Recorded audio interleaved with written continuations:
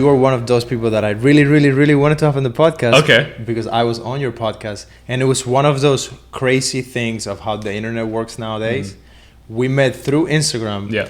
We have been friends for like over a year. Yep. And now we finally get to meet in person. We finally do, man. And it's such an honor to be here. Right now, I'm staying at your place. You extended your hospitality to me to come to Los Angeles. Finally, you know, the place I've been talking about, guys, since I was a kid. You know, the same vision as you, right? Coming to Hollywood, making movies and things like that. So my time will come with that. But I'm so grateful to be in this moment with you. Who would have thought? You know what I mean? I followed Gary Vee's 180 method, simply following people, reaching out to people that are in the industry, right? Or share the same hashtags. And you came across my page and you were so, you know, enthralled by like, you know, the way I presented myself on social media. And we did a podcast together, and here we are now. Corner Talks podcast, by the way, that's by Daniel Calderone. So check that out. Of course. Yeah. When we first met, you were actually genuine about trying to meet with another person. And you were humble enough to say, hey, like, I'm learning, I'm starting in this journey. What have you learned? What do you have to offer? That is kind of rare to find nowadays, because usually people, when they get a little bit to your level of skills, because you were already creating content and doing things, you almost go into this path of like, already know I'm cool, like I don't need to reach out to other people. And that used to happen to me when I was younger. I had a barrier towards asking other people for help and advice, especially when you are close. I think when people are way ahead of you, like big directors, of course you're going to want advice from Spielberg or Christopher Nolan. But another guy that is kind of close in age and just doing things a little bit more advanced, but is still kind of in the same range, usually we will be like, nah, I'm better than that guy. Look, I'm not going to go and talk to them, and like they're going to think they're like the shit. And but you were quite the opposite. You just reach out, and then we started talking, and it was really good. How has that helped you besides our relationship with other things, with your production company and with the things that you do now? Yeah, that's the basis of my personality. Thank you for actually bringing that up. That's not for professional reasons. I don't do this to kind of strategize and accumulate like clients or potential contacts like yourself. Since I was a child, I always was honest, open, and transparent really with anyone that I met. And being humble was a quality that I've been told my whole life that I have. Because I'm always looking to learn. I'm a very curious individual. You know, since I was a child, I was rambunctious, the teachers would call me, right? Because I had a creative mind. I always wanted to learn about things. You know, I'd question things. You know, my parents often have this running joke in the family that when I was a child, they'd say, you know, I'd ask, why is the sky blue? You know, or why is it getting dark? You know, and they would laugh. But if you think about it, that's a child being inquisitive, right? And you should acknowledge that. This quality, this trait of mine about being humble has really helped me to expand my business, has really allowed me to create a lot of clients, contacts like yourself. You know, I can't imagine not being humble, you know what I mean? And not being the one to reach out to you and say, you know, I need help on something, or, you know, how did you get this far? When I connected with you, Axel, I viewed you as someone that, and you are like more advanced in your career. You're older than me. You've been doing it for a long time. You went to school for it. And as much as this has been a passion since I was a child, it wasn't something that I really pursued steady until I was about 25, right? I've been, you know, I've been writing since I was 17, but to actually become the director that, you know, you see me as now, and following in the footsteps as yourself, or aspire to get to Quentin Tarantino level, it hasn't been in the last 2 years. So knowing that, I needed to kind of, you know, elevate my skills by reaching out, by being humble enough to say, Axel, someone that is LA based, you know, he must know a network, he must know how things run. And you tell me on a daily basis, you know, Daniel, change this, Daniel, change that. I would pay attention to this. My advice to you would be this. Now, let's be honest, you know, as human beings, you know, even the company we work for, they talk about it all the time. We want to feel like we know everything, right? It's just a human thing. We want to feel confident about ourselves, and we feel ashamed, let's be honest, when we say, I don't know about something. And we shouldn't embrace that. We should embrace the opposite. And saying, if I don't know something and I'm willing to ask, you know, how to improve on it, that should be a step towards becoming a better individual, right? And that's, I think, something that you see in me, right? It's like beyond our filmmaking passions and like artistry. I was thinking about this the other day.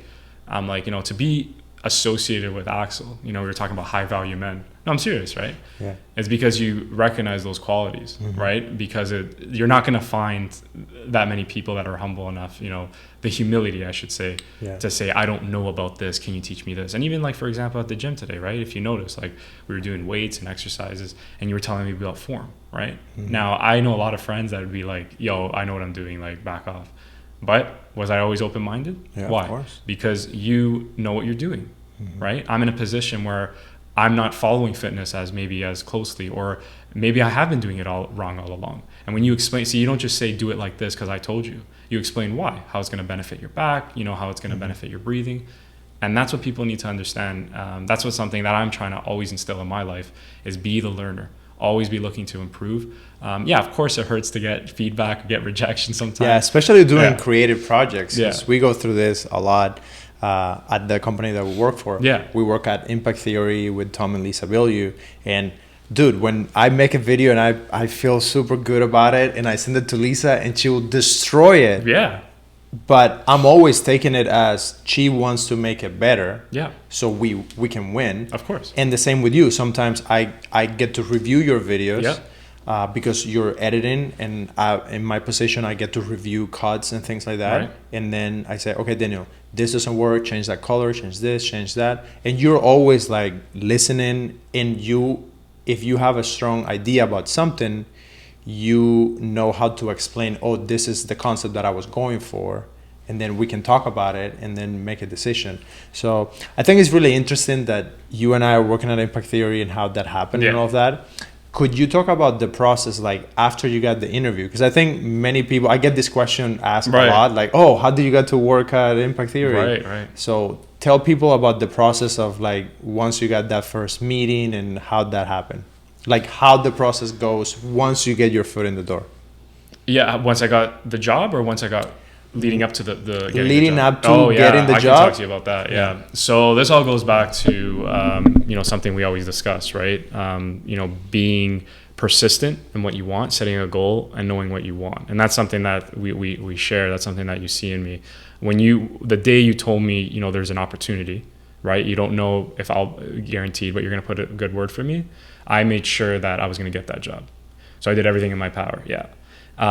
There were 6 people, open for the candidacy. And I said, I'm going to become that person they select because I was going through a rough period in my life. I was using the pandemic to elevate my craft, to build my business, 94 Productions. But I needed to work. I needed some sort of sanity. I needed to have a team of people. I'm a social individual. As much as I like my own time, I do enjoy collaboration, right? So I wanted to know what it was like to be part of a team again, a creative team.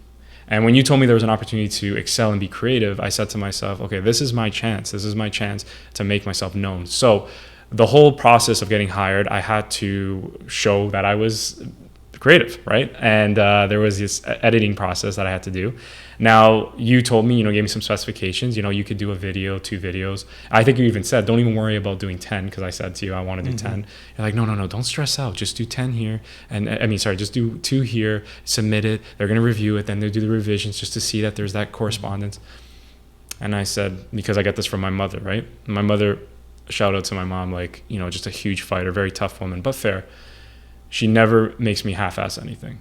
And she found out about this opportunity and she said, Daniel, because I said, Axel, he's telling me do 2. Daniel, you don't do 2, you do 10. You always go 100. You never go 90. And that's what happened. I did 10 videos of one version and then I did another 10 videos of another version. And I spent Saturday and Sunday, all of my time, I didn't even go out. I canceled all my plans to do those videos. And I didn't know if I was going to get this job. In my heart, I believed it, but I didn't know, right? Nothing's guaranteed. Yeah. And I went for it.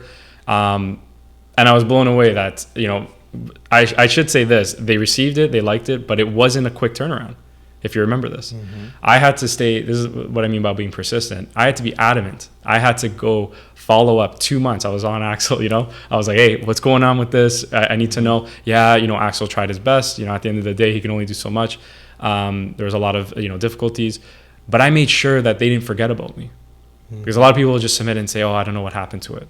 I followed up because I believed I had an opportunity. This was my time. This was my place. And lo and behold, 2 months later, they got back to me. We do the interview, and you helped me out. You told me all the points that I needed to mention, and here I am now, right? And just thank you for bringing that up, because looking back, people might think with these opportunities, you get the interview, you get the in. You got it because of your friend. Yeah, of course. I owe credit. You definitely put my name in the door, but staying consistent, showing up, doing the hard work, spending that weekend doing 10, 20 videos. There's a lot of people that might discount that, right? That might not think about that, how it can help. So really proud of myself that I was able to do that, and I'm here now. And I feel like working at this company has really, opened my eyes, really brought me a lot of insight, how I can become a better editor working alongside you. All your notes, again, if it's something I disagree, I'll tell you articulately. But for the most part, I needed this because I needed to always be creative. I needed to be in that creative element every single day. I couldn't do something where I was being creative at night and then not creative during the day. You know what I mean? I needed both feet in the door. So it was an amazing experience, man. And you killed it with the videos. I remember I was very happy because I put your name in, but then you have to do the work, bring right? the goods. Yeah, exactly. I can only do the introduction. Exactly. And you blew everyone on the team away with the quality and the speed and the self-sufficiency to think through the titles and think how to do it without having to get so much direction from the marketing team, which is always helpful for the marketers because they're busy doing so many things. Of course.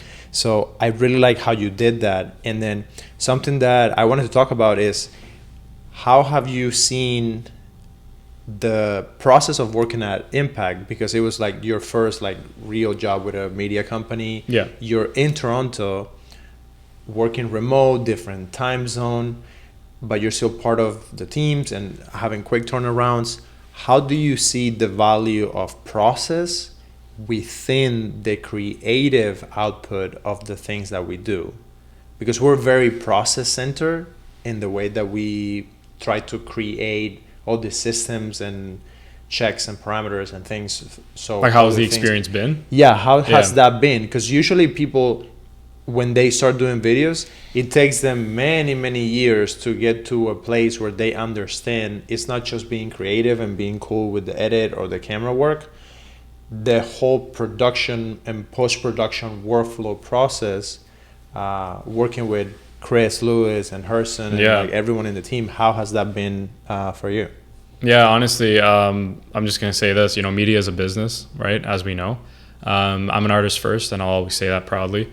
As much as we live in a world where the reality is you got to make a profit on something, I understood quickly that this is a something that we need to look at data, right? Look at how things are performing. And like you said, it's not just about making things look fancy or cool or aesthetically pleasing. It's about how do you appeal to the market? How do you reach certain stats? How do you generate revenue, right? And that's what I mean by media as a business, film as a business, as we like to say, right? So I've worked actually in a media company, a big film distributor in Canada, but it was on a corporate level, right, for Entertainment One. So you're right, this would be technically my first job from a creative perspective, because I am immersed daily in the output, right, on their social media pages. And it's a huge honor, but it's also a pressure in a sense where, what we put out is the face of the brand. Yeah. Right. So that's why I'm saying I'm very honored that knowing that I'm contributing to that. But at the same time, it's a learning curve every day. Right. You understand how Impact Theory got to the place it is now. Right. And the people that are involved and why there are certain things we need to adhere to. You and I, we've had those calls we should make this like this and we got to make it more, eye gouging, just engaging, right? But then we'll go into the numbers, right? We'll go to the data and the marketing team will explain, no, this appeals more. Now, the numbers don't lie, right? And that's what I'm saying as I've learned as an editor, as a creative, is that sometimes when it comes to actually going through the process, we have to adhere to the market. Because as Gary Vee, I know I mentioned him, likes to say, the market's always right. You know what I mean? The market will decide. So I'm saying in terms of from a creative individual, that's something that I learned very quickly, is that how much we had to focus in on marketing. Yeah, and it hurts Yeah. because sometimes I want to do a video a certain way. Right? I want it to look Right? this way, Or a certain song, or like, a Yes. certain font title, or right, things like that. The wording, the verbiage that you use. So we quickly had to understand that, and you even told me many times, like how many times, like through my pitch, you would have those calls. I'm like, Yeah. Axel, like this is a sick idea. You're like, I understand, but the numbers need to add up. And I'm like, what's this guy talking about? And then I realized at the end, that's what I mean, right? Media is a business. Like, how can we make videos that are not making money at the end of the day, right? Yeah, and it's well, I guess the way that we do that is with our passion projects. Well, artists first, that's what I mean. Yeah, which now I want yeah. to get into, because I 100% agree with you, and that has been my experience too. Yeah. And I'm trying to learn and be in the middle, Right. because I'm a director and I love the artistry, but I'm also a producer. Yeah. And I like making money. And Yeah. I told Tom at the beginning, like, I don't want to be a starving artist or a starving director. Like, I want to be part of the studio, help the studio get big so we can all make Yeah. a lot of impact in people's lives, but course. also make a lot of money, because Yeah. I don't want to just be poor making movies. But I have made a lot of projects that I loved with no money, just like dumping money into it. So tell me about your experience with that. I know you have a few projects in development. Yes. You also finished some short films. And how has that been for you, being a new filmmaker, trying to make things happen in Toronto? Yeah, for sure. All I got to say to sum it up in one word is grateful. Having these projects that I've been making in the last 2 years, the team that I've assembled, and the amount of contacts that I've made in Toronto. I was explaining to you, like, I have a life in Toronto. Like, I have people in Toronto that I know now, a network. Has just been so gratifying. I've been in a situation where I didn't go to film school, right? So I didn't know a lot of contacts, and I've accumulated these sources that help me make these projects come to life, So basically with this project, like these short films that I've made, it's allowed me to be my creative self, right? It's all Daniel's fingerprints are all over it, right? It's my whole vision. And, you've given me pointers on it 100%, of course there's room for improvement 100%. For me, the way I look at it, when I take a step back, is like I did all that I could in that moment in time. You know what I mean? Like, it's all me on that screen. You know what I mean? It's kind of like that vulnerability that I'm proud of. But I recognize that there's always, like, again, being the student, being the learner, there's always room for improvement. And yeah, recently I directed a project where I wasn't the director of photography as well. We had a DP on set. So I was really proud of that moment. That was a huge accomplishment for me, Axel, because as a director, we all know it's important to have that communication, to know how to delegate a set, right? So I'm really excited about the result. I'll be editing that film myself. And the projects that are coming up. So interesting enough how you said you don't want to be a director, like a starving artist, right? I don't want to be seen as just a film director, if that makes sense. That's my primary goal. That's my identity. But maybe it's the circumstances now, or just a creative, palette I need to satisfy. But I want to be creative in anything that I want to pursue. So, for example, my dance music videos that promote my clothing line, 94 Productions, a podcast, right? I'm doing now behind the scenes vlogs, right? Something that I shared with you, how passionate I am about showing different content creators and how they live their life behind the camera. That's something that, you and I agree on how vital it is. And yeah, those clients love that because it's something different. It's something that's not, oh, you're just a short film director, or you're just trying to make feature films. And I realized that I had to reverse engineer my career and say, listen, I can make short films, I can find funding, I can do all that. But I'm such a creative individual. This is why what led me to you and Impact Theory is that I need to do other projects in the meantime to satisfy so many creative itches. And I believe that as I create, progress with these projects, because it's already happening. Every time I put something out, I find this person, that person, this guy knows this guy knows that guy. Like these dancers that are now doing the dance music video, Axel. It's because I networked with a guy that sold me, some streetwear clothing, right? Mm-hmm. And then he knew someone else that this other dancer that I worked with on set, that it was an actress that told me she was a dancer. Like every time I create a project, that's what I mean is like, instead of investing instead of building for that one big project. I believe in doing as many projects as you can, because the amount of people, knowledge, and resources you accumulate along the way can really benefit you long term, and then you'll feel it impact all at once. That's interesting. Yeah. For me, I'm in a different stage. Yeah. So I'm the opposite. Yeah. At this stage in life, Right. I think I agree with you. Everything that you just said, Mhm. I agree 100%. When you are in the stage that Yes. you are, Yes. which is still your first decade of Yep. being into film. That's fair. I have been doing film and video and all that for about 17, almost 18 years. Yeah. So it's coming up on 2 decades. Yeah. And I did all of that. Yeah. Now my problem is I love creating things, and especially when they're short projects that you do them quickly and you get that high and Yeah. you're shooting and it's so much fun. And I still do those every now and then Yeah.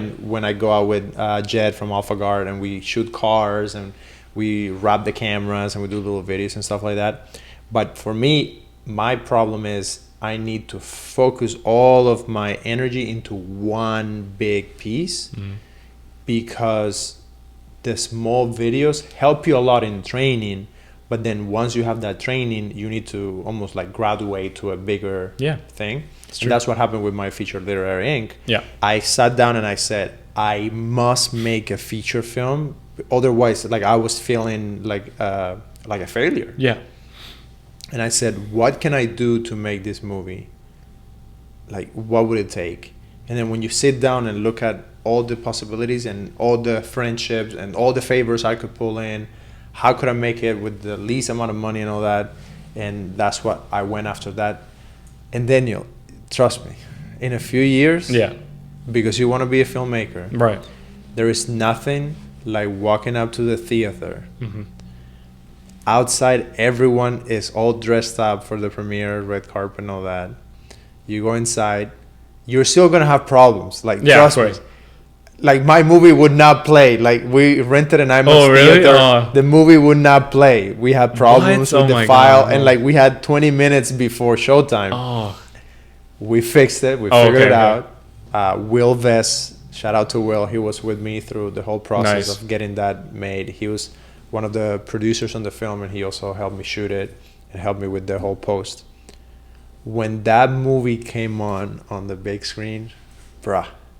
That's out of, that fulfillment. I'm telling you guys, like, I know. I had the chills all over. I was like, yeah. That's why we're in this business, man. That's why I tell people, it's like, you know, they think it's vain, like, you know, you want people's attention, you want people, but it's like, it's the right attention. Like when you tell a joke, right, you don't want 1% laugh, you want 10 million to laugh, you want 20 million. And that's as storytellers, why we tell our stories, is we want people to be part of our experience, you know, the things that shaped us. And yeah, I was very close to that, actually. Funny enough that you said that, because we did, for one of my short films, Crack, they rented out a theater and everything like that. I couldn't go for my own purposes, but I saw the posts and it was amazing. Like, they all dressed up. They said they missed me. They did a Q&A after and things like that. And you're absolutely right, man. Like, to see it on the screen, I can only imagine. And that's something that I aspire to, right? Like, set big dreams, set big goals. I told you my mission in life, you know, make a feature by 30. And that's something that I have my set on. It's all about comparing yourself from yesterday, right? And like you said, you're at a different stage in your life. And it's interesting enough, right? You know, we're a little bit of years apart, but in terms of like our careers and where we're going, I believe like we're on a similar path on, like, you know, the things we want out of it, you know, in the end, right? And that's why we connected so well, because I loved when we were talking. It's interesting. I don't know if it's because I'm from Toronto, but there's filmmakers that happily say, no, I don't mind making like small films here, or, you know, working for a big company here. And I'm like, no one wants to go to Hollywood. Like, no one wants to make it like mainstream, like, you know what I mean? Like, get their films worldwide. So when I was speaking with you and you had that same passion, that vigor, I was saying to myself, like, these are the people I want to connect with. And I took your advice. You know, I should mention this, you know, Axel after the podcast said it's always good to connect and network with individuals. But I made it a point to make sure I was always in your circle. You know, I was always asking him questions about, and he helped me, you know, purchase a monitor, purchase sound equipment that I still use today. And that's another thing, right? You know, you got to always follow up. You got to always show up and be present. So now that you're here, you came before, but you're here again in LA. What's the vibe? What are you feeling? Like, is it all up to the hype? Is it worth it? Honestly, yeah, like I've been here, to be fair, like right now when we do this podcast, only a couple of days. And I was here last when I was 25. It's a very different experience. I'm the kind of person, I'll be honest, I was telling my parents this, I get homesick for some reason, really fast. So you're already homesick? It's weird, yeah, man. I know this is the first time you're hearing this. Not because of the hospitality, you're doing great. Great host. I don't know what it is. Like, maybe because I was born in Toronto and I was raised there, been there all my life, really. Like, and even though I've traveled, I've always been like that. Even when I was in Italy, like the motherland, like my hometown, like where my parents are from, I still remember telling my parents, like, yo, I can't wait to be back in Toronto. Really? It's just, I don't know how to explain it, Axel. It's just a different energy when I'm there. But then when I am there are times when I'm like, no, I wish I was like, you know what I mean, in Los Angeles. Especially when it's freezing cold. Oh yeah, when it's freezing. Yes, 100%. But no, honestly, other than that, it's a great city. I love the weather. I love the creativity, exuding off of everybody. There's so much expression here, right? Just how people dress, their tattoos, the people that we've come across, right? Just how they present themselves. You know what I mean? And you get that in Toronto for sure, don't get me wrong. But here it's like, I'm a creator, I'm creative, or I'm aspiring to be in the creative field. Toronto's a little bit different. You'll get creatives, but you also get people corporate, right? You also get the very business, serious look. I thrive in this kind of environment, right? Like the streetwear, the culture. I was telling you all about this. We were having a whole conversation. Streetwear. Let's talk about let's jump into that, boys. So yesterday we went to a store. We had to charge the car, and then we stopped. I wanted to take Daniel to like a fancy watch store so he could look at fancy watches. And then it was closed, so we keep walking and we bump into this like streetwear store. I didn't know you love streetwear, and we just had like during the day we had this whole conversation about wearing suits and like the way it makes you feel, and like expression of like sophistication and being like a man that has his things together. We end up at a streetwear store because Mr. Daniel here likes streetwear better than suits. Honestly, I never said that. Like, okay, yes, you did. Yes, I did. Okay, I'll admit it. Yes, I did. I still would wear a suit, especially at my premiere. I'm not showing up in a hoodie. You can bet your butt on that. The Oscars, you'll see me in a suit. But streetwear is my comfortability, like my preference. Streetwear stems back to, again, being creative, having that expression. There are so many options you can do. And again, we see differently on it, and that's fine. That's what makes us different. You know what I mean? The funny thing is that I used to wear ripped jeans all the time. Yeah. I used to have, like, you don't remember the chains? No, that's crazy. You used to have that? Oh, wow. We used to have like Ed that Hardy in days? Cuba. Oh my God, the chains. I used to do weird stuff. Like I liked like the pants that had like all the pockets. Yeah, the cargo pants on the bottom. Like when they had things. I would write things on the pants. Oh, that's jokes. I learned how to do the shredding of the fabric. So it wouldn't break. So you have the shred. Yeah, of course. I liked all of that. Yeah. So I grew up in Cuba. Getting clothes there is very hard. Like it's very difficult. Right. We always had like pass me downs from like I used to wear my dad's clothes, and then my brothers would wear my clothes. And it was always hard to get clothes. But I love Converse shoes. Okay. And I remember my first pair of Converse shoes, I saved $60, which in the money that I was making at that time, it was like me saving to buy a pair of shoes for like almost 6 months. Yeah. To buy my pair of Converse. Wow. So I really liked... It was an accomplishment for you, yeah. It was. Yeah. So I really liked that streetwear until I got older, and then I met different people, and then I learned and got educated on the nuances of men's clothing. And then the whole world kind of opened up and things changed. I still can appreciate like streetwear, and there's some shoes that I really like and stuff like that. Yeah. But you love it. No, I love it. And it's interesting that you say that, because it is, you are right to a certain extent, like with regards to suits. My whole notion is, of course, it's how you dress and how you present yourself, because that's what matters, but it's also how you speak, right? So I wear streetwear. but you would still say I'm an educated person. Yeah, right? of course. And I can still consider myself as classy. I've gotten that from people, even though I dress the way I do. Now, don't get me wrong. Like, there are times when I even look at myself and I said, okay, maybe I shouldn't have wore the hoodie and the track pants today because I look like, you know what I mean? There's a way to do it tastefully, right? Yeah. But for the most part, like, I just enjoy that look. I enjoy that appearance. Now, like with anything, that could change with age, right? Let's be honest. I'm in my 20s, right? Yeah. When I hit my 30s, you know, even 40s, like, I'll probably grasp that mindset. Yeah, you know that I mean? might change, or maybe not. Like, and you're in heaven for streetwear right now because of course. In LA, that's what people like. I'm the weird guy with the suit. Yeah. Because usually I even commented, I joked around. I said, yo, Axel with the suit again. Because I'm thinking, like, yo, you're in LA. Isn't that where everyone wears, like, hoodies and, you know what I mean? Like, it is. Vans and things like that. But you're absolutely right.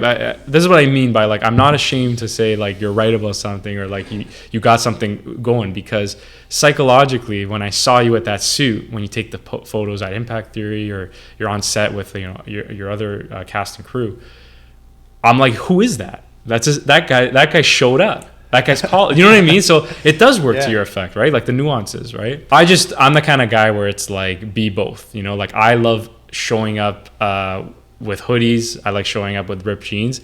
But then it's like you see me in a suit and it's like jaw drop. Do you know what I mean?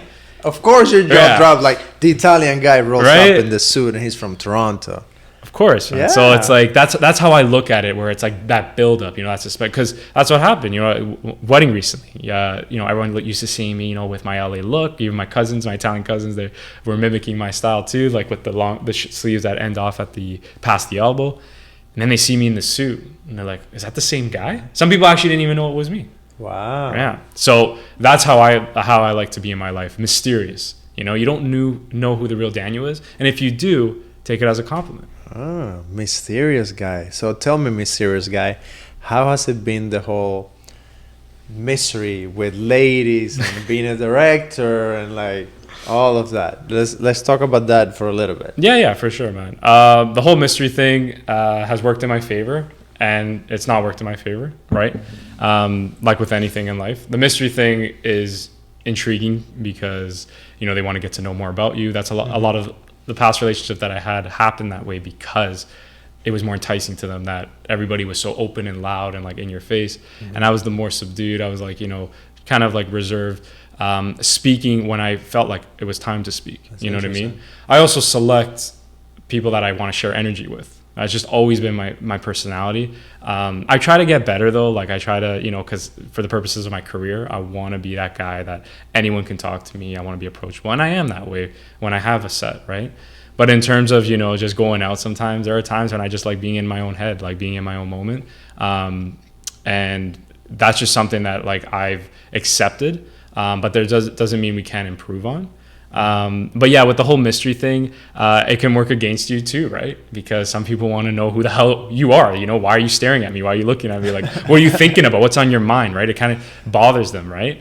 And I've had that, right? Like I've had, because of my look, they think I'm, you know, judging them, or they might think, you know, thinking other thoughts, whatever. And then once I open my mouth, they realize, no, it's just Sweet Daniel. Yeah. So, you can't, with this whole dating, we were talking about this culture and things like that. From my experience, or at least how I see it, you can't curate yourself, tailor yourself to like appease everyone. You know, everyone's gonna have an opinion on like who you attract.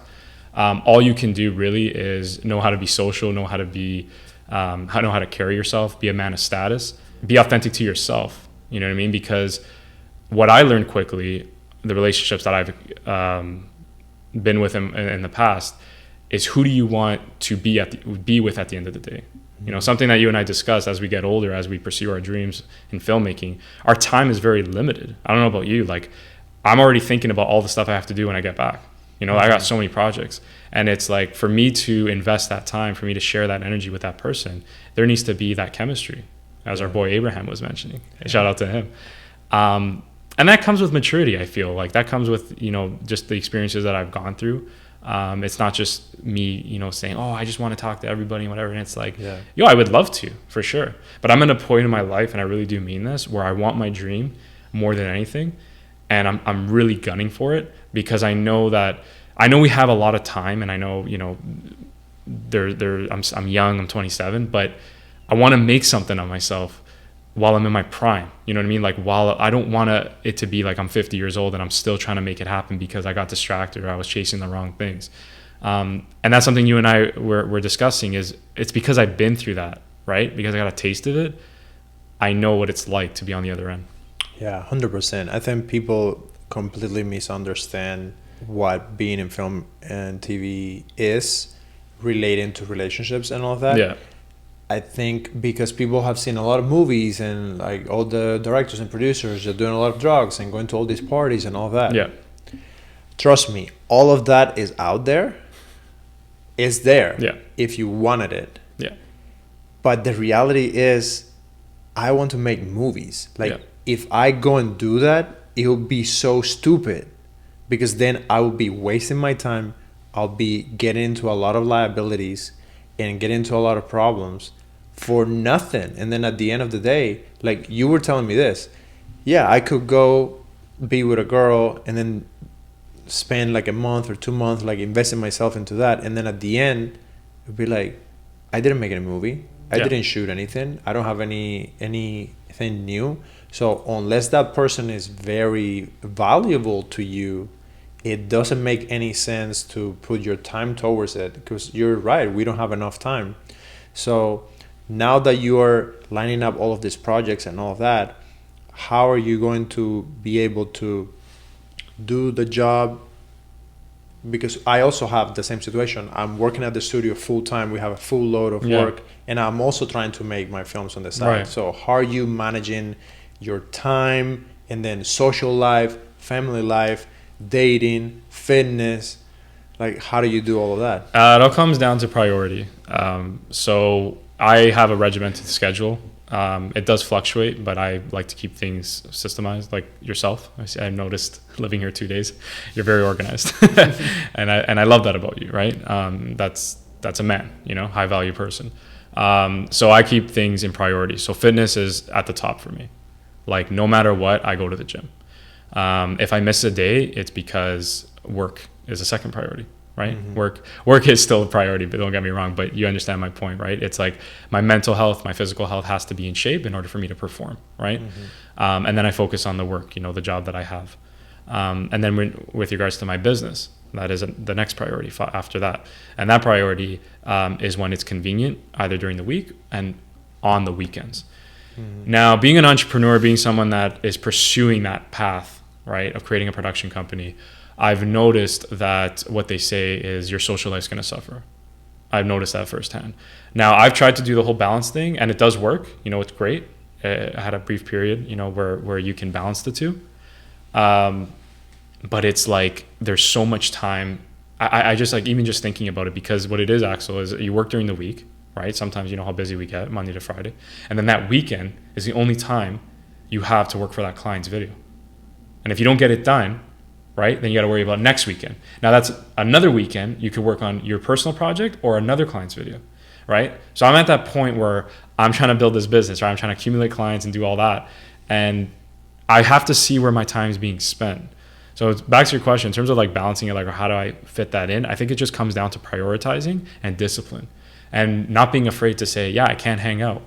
Or like back to the conversation, like not going to invest that much time hanging out with this person because the energy is not reciprocated. I don't want to be like chasing, you know what I mean? It's like, for me to spend that time, you want to feel like it's valuable. You know what I mean? You're getting a return back. Mm-hmm. You know what I mean?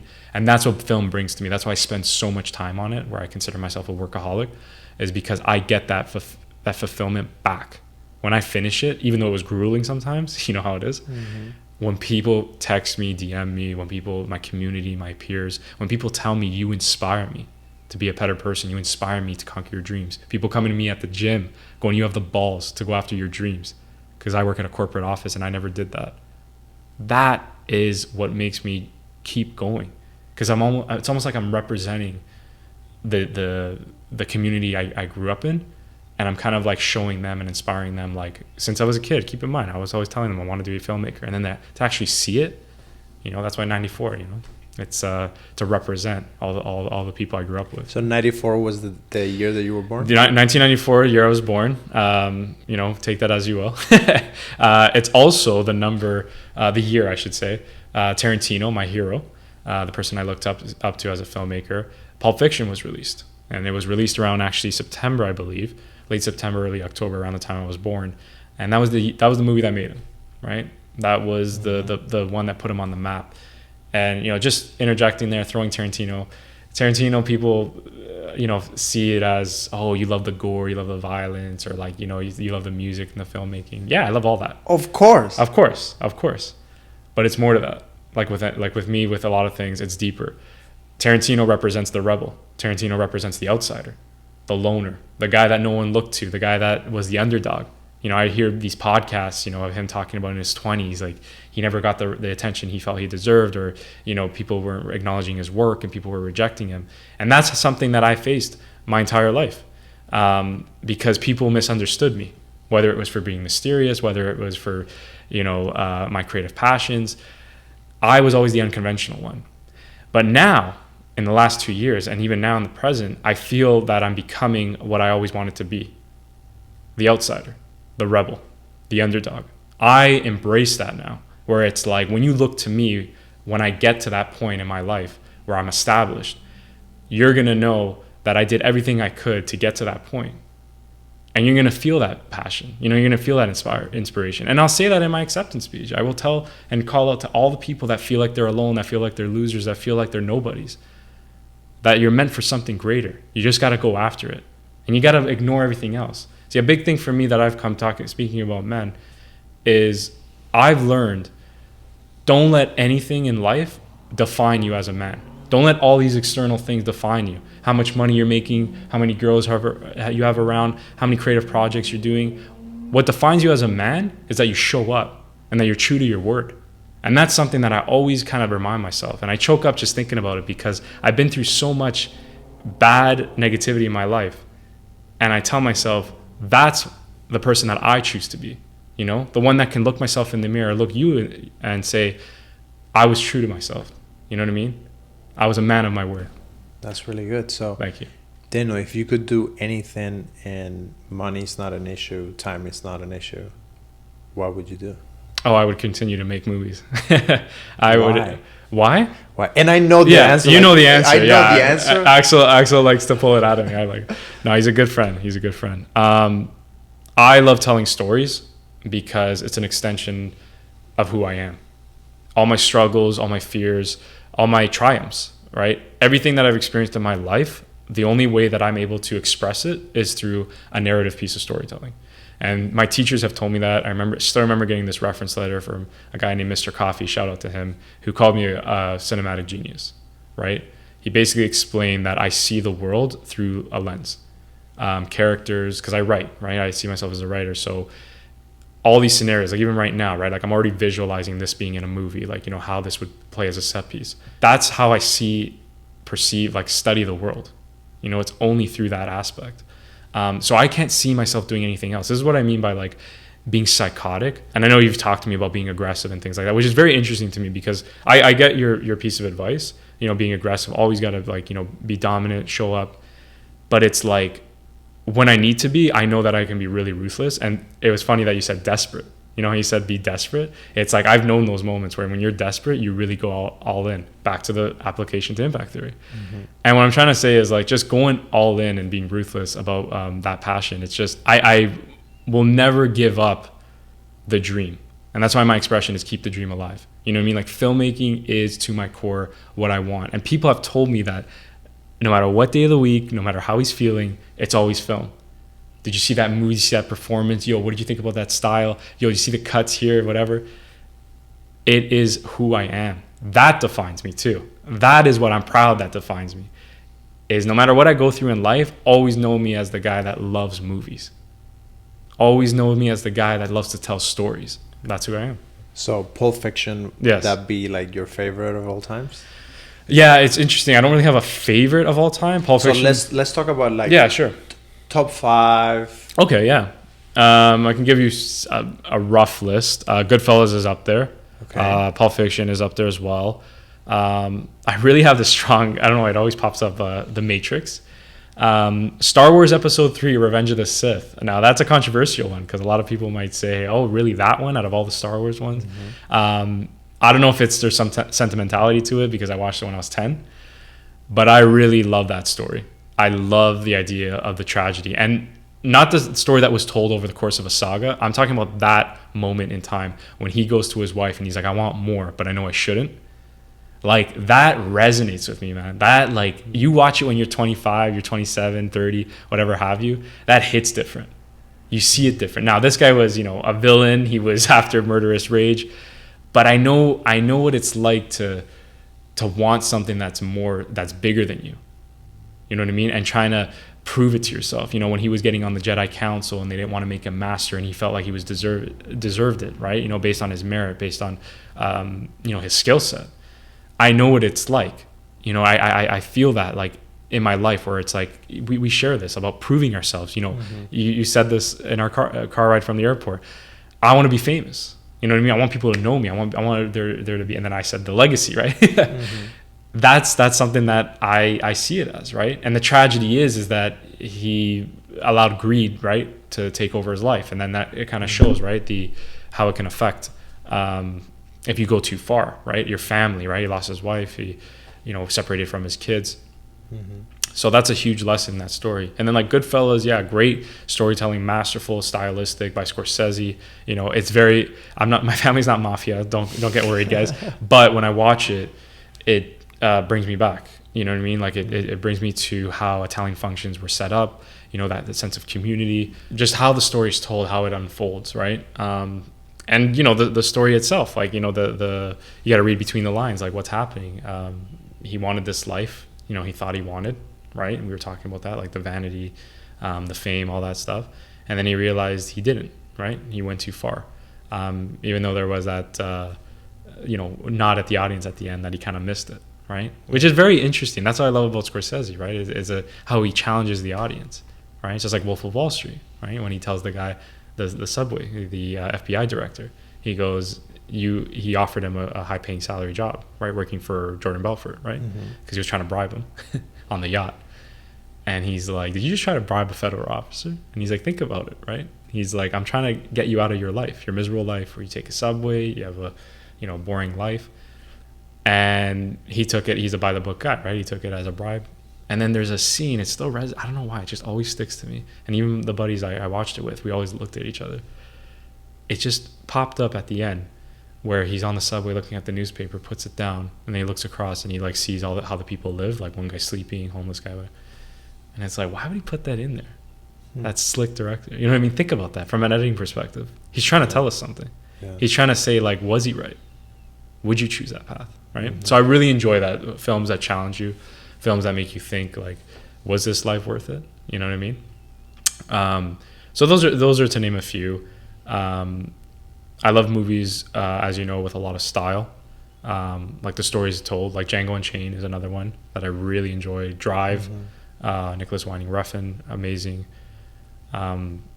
Just the way they're shot, like, it's very important to me. That's something I aspire to with my storytelling, where it's like kind of like with you, where you want that big studio kind of thing. Me, it's like, if it's big studio, yeah, it's great, but I want it to be more like A24. Do you know what I mean? Like independent, but on another level, like premium. Not like down and dirty, like, Spring Breaker, like, gritty, like, just like more of a polish to it, right?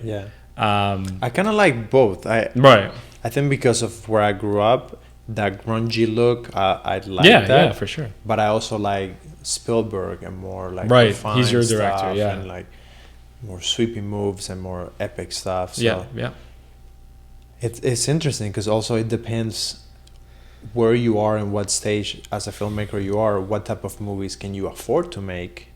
And there's nothing worse than trying to make, like a sci-fi action movie with $50.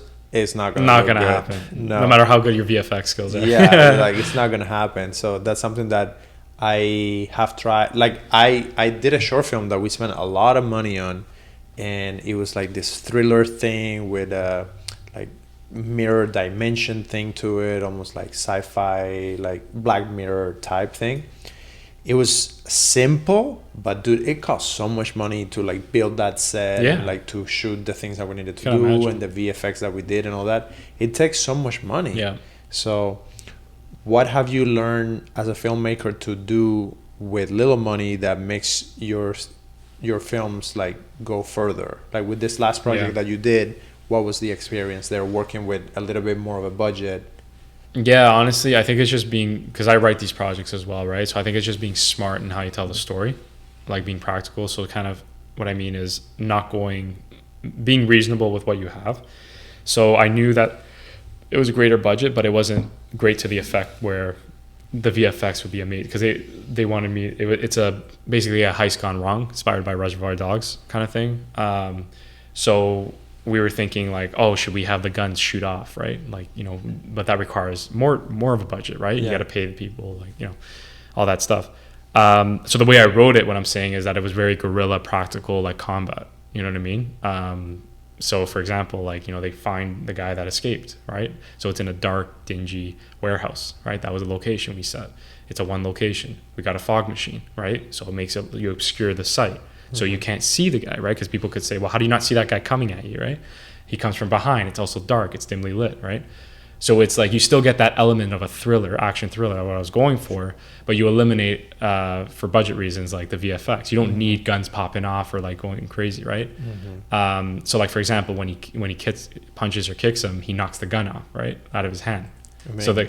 So so you eliminate that from this. Then he pulls the switchblade. Okay, now you got just the switchblade that you can afford, right?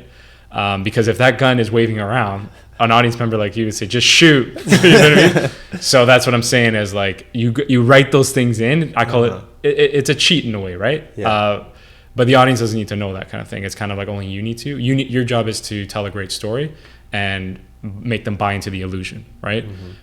So that's what it's taught me. What I'm saying, Axel, is writing stories that can fit the budget, writing stories that are practical, like this next project I was telling you about.